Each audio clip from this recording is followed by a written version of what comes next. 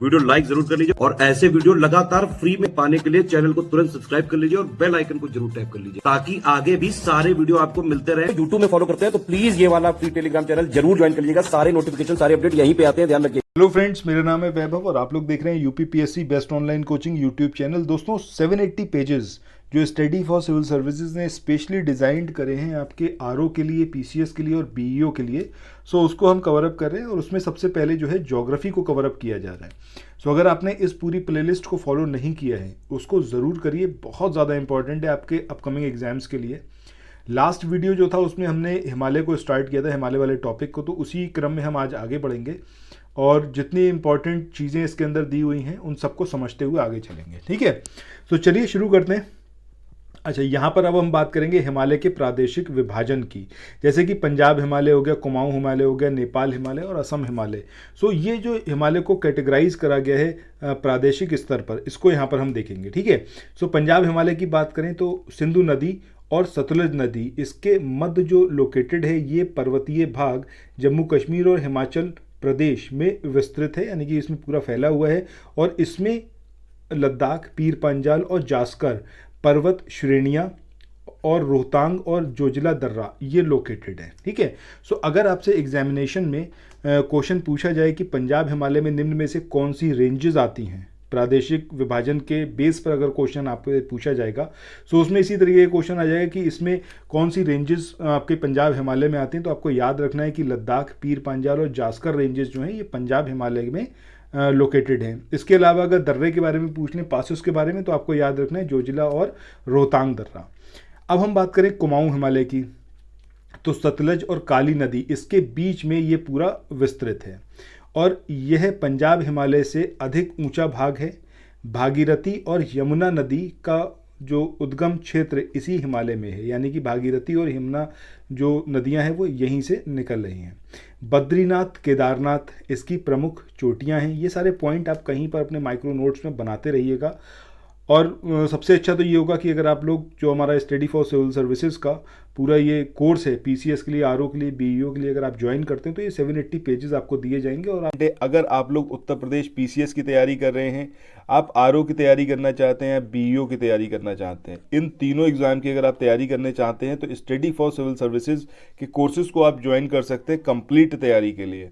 ये one stop destination है, यहाँ पर आपको सब कुछ मिलेगा, जिसमें स्टडी मटेरियल रहेगा, टेस्ट सीरीज रहेंगी, पेड क्विज रहेंगी, सब कुछ आपको एक ही जगह पर मिलेगा। और ये सब कुछ सफिशिएंट होगा आपके एग्जाम को क्रैक करने के लिए, एग्जाम को निकालने के लिए। लेटेस्ट ग्रुप स्टार्ट हो चुके हैं और उन ग्रुप में आपको एडमिशन लेने के लिए सिंपली जो ये नंबर मैं आपकी स्क्रीन पर लिख रहा हूँ, इन नंबर्स पर आप कॉल कर सकते हैं। 8564880530 इस नंबर पर आप संपर्क कर सकते हैं। इसके अलावा 9696066089 इस नंबर पर कांटेक्ट कर सकते हैं, या फिर आप 7523864455 इन तीनों में से किसी भी नंबर पर कॉल करके आप हमसे संपर्क कर सकते हैं और ये लेटेस्ट ग्रुप जो है इसमें आप एडमिशन ले सकते हैं। मल्टीपल टाइम्स खुद से इसको आप रिवाइज कर सकते हैं वीडियो के माध्यम से आप समझने के बाद। अच्छा, नंदा देवी की बात करें तो नंदा देवी कुमाऊं हिमालय का प्रमुख शिखर है और यह मुख्यतः कहाँ पर है, आपका उत्तराखंड में लोकेटेड है। तो यहाँ पर बेसिकली आपको यही सारी चीज़ें याद रखनी है कि कौन सी रेंजेस कौन से प्रादेशिक क्षेत्र में पड़ती हैं, या फिर जो सबसे ऊंची चोटियाँ हैं वो कहाँ पर हैं, मतलब कौन सी रेंजेस में हैं। और इसके अलावा ये जो नदियों के बारे में है, नदियों का उद्गम कहाँ पर है, ये सारे पॉइंट आपको याद रखने हैं।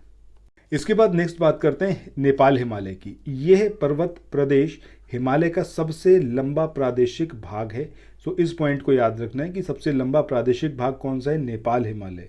यह काली नदी से तीस्ता नदी तक लगभग 800 किलोमीटर की लंबाई में पूरा विस्तृत है, फैला हुआ है। विश्व की सर्वोच्च पर्वत श्रृंखलाएं माउंट एवरेस्ट, कंचनजंगा, धौलागिरी, मकालू, ये सारी की सारी इसी में लोकेटेड हैं। ठीक है, तो ये जो हाईएस्ट पीक्स हैं जिसमें माउंट एवरेस्ट है, कंचनजंगा है, धौलागिरी है, मकालू है, ये सब कहाँ पर हैं, आपका नेपाल हिमालय में लोकेटेड हैं।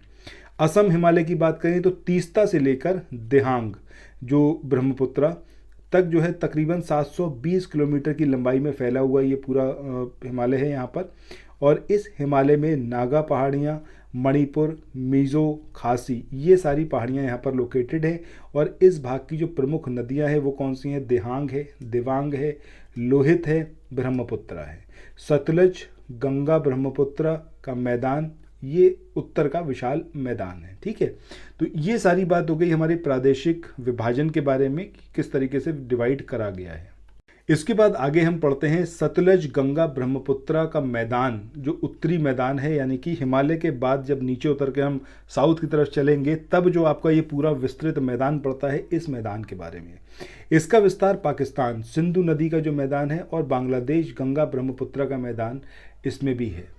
यह मैदान सतलज, गंगा, ब्रह्मपुत्र और उसकी अनेक सहायक नदियों द्वारा लाकर जमा की गई जो काप मिट्टी है उससे बना हुआ है। बहुत फर्टाइल है ये, अतः यह बहुत ही उपजाऊ है।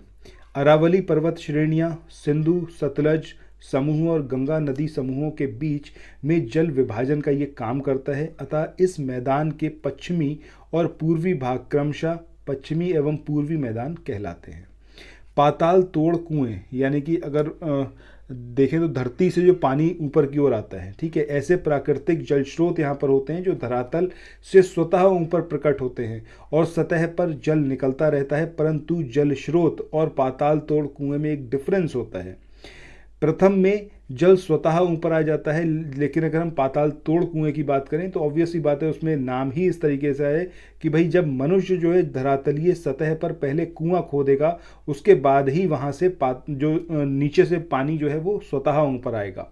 सो दो चीज़ें यहाँ पर अभी आपने देखी, एक हो गया कि धरातल से स्वतः ऊपर पानी निकलना, दूसरा हो गया आपका पाताल तोड़ कुएं। तो पाताल तोड़ कुएं का नाम ही अपने आप में बता रहा है कि भाई पहले आपको ज़मीन को खोदना पड़ेगा, कुआं बनाना पड़ेगा, उसके बाद पानी ऑटोमेटिकली ऊपर आता जाएगा। ठीक है, सो पाताल तोड़ कुएं भारत में तराई क्षेत्र में पाए जाते हैं। इस पॉइंट को ज़रूर नोट डाउन करिए, ये पूछा गया क्वेश्चन है।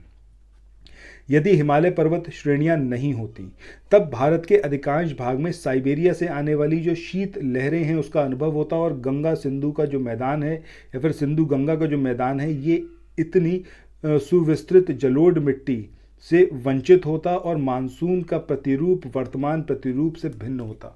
ये ऑब्वियस सी बात है कि अगर हिमालय नहीं होता तो साइबेरिया से जो ठंडी हवाएं आती उन ठंडी हवाओं की वजह से यहाँ का क्लाइमेट टोटली चेंज होता और उसकी वजह से क्या होता है कि जो ये इतना फर्टाइल आप मैदान देख रहे हैं उत्तर का, अगर आप देखोगे ना हिस्ट्री में भी तो आपको पता चलेगा कि ज़्यादातर जो यहाँ पर इस्टेब्लिशमेंट हुए, ठीक है, वो इसी मैदान में धीरे धीरे इस्टेब्लिश हुए। मगध एम्पायर की बात भी करें, उसके बाद जो धीरे धीरे और टाइम के साथ में और नए साम्राज्य बने, वो सब कुछ यहीं पर डेवलप हुआ। उसका रीज़न ये था कि यहाँ पर पानी की कोई कमी नहीं थी, खेती की कोई कमी नहीं थी, मतलब सारी जो प्राकृतिक संसाधन हैं वो यहाँ पर अवेलेबल थे। बट अगर हिमालय होता ही नहीं तो साइबेरिया से आने वाली ठंडी हवाएं होती हैं, उनके असर से पूरा जो यहाँ पर एनवायरनमेंट है वो एकदम चेंज होता और इस तरीके से फर्टाइल लैंड यहाँ पर नहीं होती। चलो आगे देखते हैं। भारत में जो कोयले का विशाल भंडार है ये कहाँ पर है? आपका गोंडवाना शैलों में पाया जाता है। ये पॉइंट याद रखिएगा।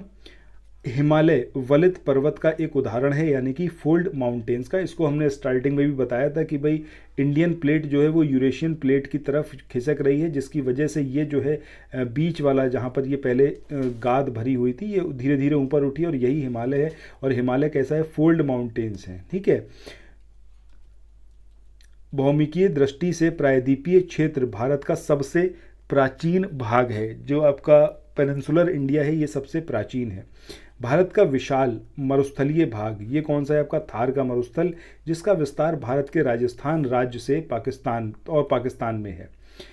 लगभग 2 लाख वर्ग किलोमीटर पूरे क्षेत्र में फैला हुआ है। पश्चिम में सिंधु द्वारा ये संचित होता है। इसके बाद डक्कन ट्रैप की उत्पत्ति की बात करें तो क्रिटेशियस काल के अंतिम चरण में हुई है डेक्कन ट्रैप की उत्पत्ति। वहीं आगे हम बात करें वेस्टर्न घाट पर्वत की उत्पत्ति की तो ये सेनोजोइक, ये जो आप यहाँ पर देख रहे हो ना, एक एक पॉइंट यहाँ पर बहुत इंपॉर्टेंट है, डायरेक्टली क्वेश्चन यहाँ से मिलते हैं। अरावली पर्वत की उत्पत्ति की बात करें प्री कैम्ब्रियन एरा की है। नर्मदा ताप्ती जलोढ़ निक्षेप ये अत्यंत नूतन काल में डेवलप हुआ है। केरल का कुट्टनाड भारत का न्यूनतम ऊंचाई वाला क्षेत्र है। समुद्र तल से नीचे अपनी खेती के तरीकों के लिए प्रसिद्ध है और इसे केरल का धान का कटोरा भी कहा जाता है। कुट्टानाड सतत कृषि और मत्स्य पालन के लिए भी जाना जाता है। महाद्वीपीय विस्थापन सिद्धांत के अनुसार भारतीय स्थलपिंड गोंडवाना लैंड का भाग है। हिमालय के तराई क्षेत्र में पाताल तोड़ कुएं भी पाए जाते हैं। भूगर्भीय भाग भारत का सर्वाधिक स्थिर भाग। प्रायद्वीपीय पठार आग्नेय और रूपांतरित शैलों वाली कम ऊंची पहाड़ियों एवं चौड़ी घाटियों से बना है। मेघालय पठार प्रायद्वीपीय पठार का बहिर्गमी या फिर आउटलेयर है। भारत के पश्चिमी तट का निर्माण भूमि के उत्थान एवं निर्गमन के कारण हुआ है। आगे बात करते हैं उत्तर के पर्वतीय प्रदेश की। तो उत्तर के महान पर्वतीय भाग के दक्षिण में उत्तर भारतीय मैदान पाया जाता है, जो अभी हमने पहले भी इसके बारे में बात करी है। हिमालय के निर्माण के समय शिवालिक के दक्षिण में एक खाई का निर्माण हो गया था, जिसमें गंगा और ब्रह्मपुत्र की नदियों द्वारा लाए गए अवसाद के निक्षेपण से भारत का उत्तरी मैदान जो है वो निर्मित हुआ है। ये जो मैदान है ये पश्चिम में सतलज नदी से लेकर पूर्व में ब्रह्मपुत्र नदी तक तकरीबन 2500 किलोमीटर की लंबाई में फैला हुआ है। इसका निर्माण नदियों द्वारा लाए गए जलोढ़ मिट्टी से हुआ है, इसलिए ये जो है सबसे ज़्यादा फर्टाइल क्षेत्र है।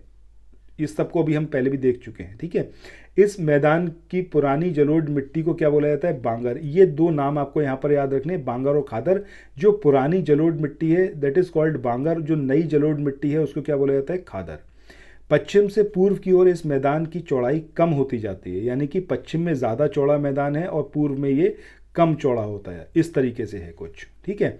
ये आपको यहाँ पर याद रखना है। बाकी भारत के उत्तरी मैदान को वृहद रूप से निम्नलिखित दो उपवर्गों या फिर दो उपभागों में डिवाइड करा गया है। एक है आपका गंगा का मैदान और दूसरा है ब्रह्मपुत्र का मैदान। यह दोनों मैदान एक सक्रिय भाग द्वारा आपस में जुड़े हुए हैं। भारत की उत्तरी सीमा पर विस्तृत हिमालय भूगर्भीय रूप से युवा एवं बनावट की दृष्टिकोण से वलित पर्वत श्रृंखला है। ये पर्वत श्रृंखलाएं पश्चिम पूर्व दिशा में सिंधु से लेकर ब्रह्मपुत्र तक फैली हुई हैं और हिमालय विश्व की सबसे ऊंची पर्वत श्रेणी है। सो दोस्तों, इसके साथ ही आज के इस वाले सेशन को यहाँ पर एंड कर रहे हैं। आगे जो हमारा नेक्स्ट वीडियो होगा उसमें हम और सारी चीज़ें यहाँ पर कवर अप करेंगे। ये आप मैप देख रहे हो, इस मैप को समझेंगे। इसके अलावा ये हिमालय का जो निर्माण हुआ उसमें ट्रांस हिमालय, वृहद हिमालय और लघु हिमालय, इन सबको हम यहाँ पर आगे कवर अप करते हुए चलेंगे, ठीक है। सो फिर मिलते हैं अगले वीडियो में। तब तक आप लोग ये प्रीवियस वीडियोस को ज़रूर देखिए ताकि आपको जो भी चीज़ें अभी तक छूट गई हैं इन 780 पेजेस की वो कवर अप हो जाए। सो फिर मिलते हैं अगले वीडियो में। Thank you so much.